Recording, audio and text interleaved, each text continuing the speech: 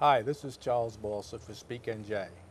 Today's guest is Frank Scalcione, a candidate for council in Ward E in downtown Jersey City. Good morning, Frank. Good morning, Charles. Frank, you've announced that you're going to be running for council in Ward E, and I believe you're one of the first to do that. What prompted you to do it? Well, me being an observer from the outside and looking in and see what's going on with the local politicians here in City Hall, it's really, really upsetting me what's happening to the city and what's happening to the homeowners of the city. From the overspending, the lack of accountability, the focus on the outer skirt and not focusing on the infrastructure of the city is burning me up. Frank, downtown Jersey City is growing in leaps and bounds, and probably by the year 2010, the next census is going to show that Jersey City's downtown ward, the Ward E, will have increased by as many as 25,000 to 30,000 people.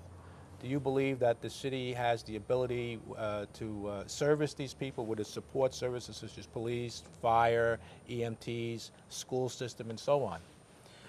I believe with the police department, I believe we have enough for police officers right now. As it increases, we do have to hire more as the population increases. But at the present time, there is no visibility whatsoever of the police department. You know, I walk around one... You say that as a businessman. As a businessman, right. Okay. You're aware of it. I'm aware of that. Okay.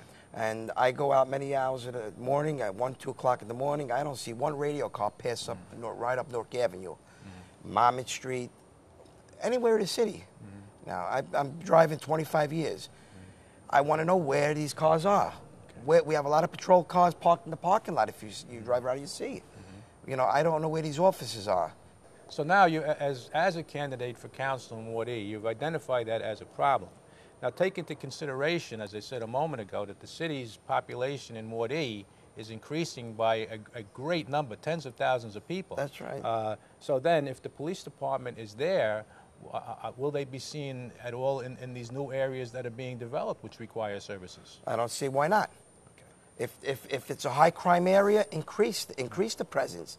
If it's just a moderate, like Newport, maybe Washington Boulevard, or it's nice to see a radio car just parked there a few minutes or an hour, or a policeman patrolling 4th Street. Well, it's interesting that you say that, but I've noticed, for instance, at Newport, there is a small police booth that's... it's always empty. Right, exactly. It's always empty. I like to know how much that cost them. They dedicated it, and you don't see anybody in it. I never see anybody in it. There's also another mini one up at Journal Square, and there's one on King Drive, I believe, and so on.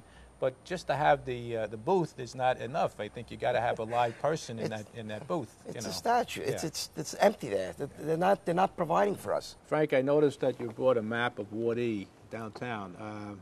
What do you show on the map? What I want. Make sure your vines go. Or you can point to it. That's okay. What I want to show here is the Hudson River here and Newport Mall. All this area that's being developed, all the outer skirt of Jersey City here, the Ward E, which consists of 23 districts.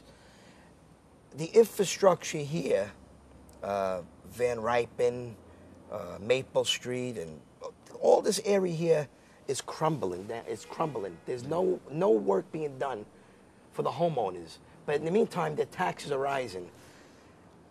There's no police presence whatsoever here. You know, we've identified the fact that accountability is a big factor in running a government. Steve Fulop, who has been the councilman now for the last several years, apparently, in your opinion, has not done the job, and that may be true with other people who think that way.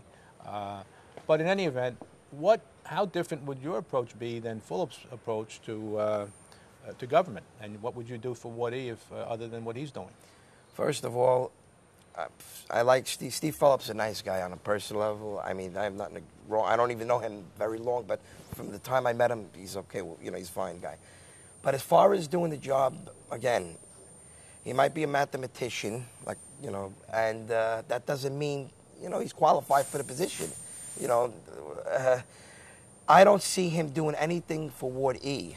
All he does is try to pass these ordinances that benefits or has something to do with the political field, like the pay to play and you know, how much they should donate, and you know, $300. But you know, we'll talk about that another time. But how does that benefit the taxpayers? You know, my difference I would make is I walk the streets. I'm Jersey City native. I know what the people need, and I know what they want. All right, I haven't seen him once fight hard for the city, go around knocking on doors and asking for petitions and far as abatements are concerned, or any kind of program to assist the people that are in need. You know, where, I mean, they could be paying one quarter $7,000 on a 4-family home. All of a sudden, next quarter, you know, it jumps to $15,000. I mean, where do these people go? You know, I'm a fighter. I don't believe he's that aggressive, because being him that he comes from a family of wealth, you know, I don't see him needing it like that. You know, I'm coming from the neighborhood. I'm here. I have a voice.